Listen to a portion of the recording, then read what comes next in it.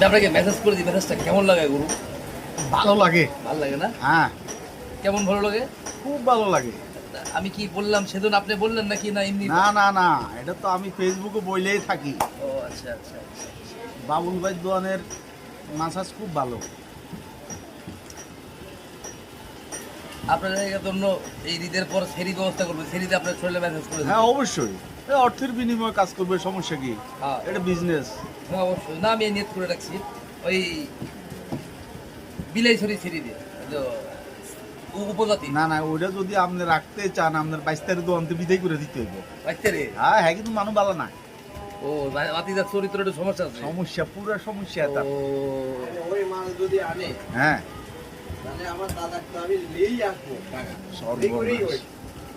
সর্বনাশ করছে। নিয়ে আসে 15 দিনের মধ্যে সেই আমি আউট করে নিয়ে ফাঁকে একটা দোকান দিয়ে আমরা দুজন আমি আগে তাহলে এই দোকানকে বুঝে যাইব। মেসেজ করবো আর আমি শুনছি আমি দেখতেছি। আচ্ছা আচ্ছা। টাকার পাহাড় হয়ে যাবে, 1 বছর চালাইতে পারলে চলবে। এটা গুরু কলম্বিয়া থেকে সিরিয়াল ধরবো তানু মার্কেটে। হ্যাঁ, আর এই এলাকার মধ্যে নাই যে ও এই রিলেশন একটাও আছে। গৌতমপুর আছে।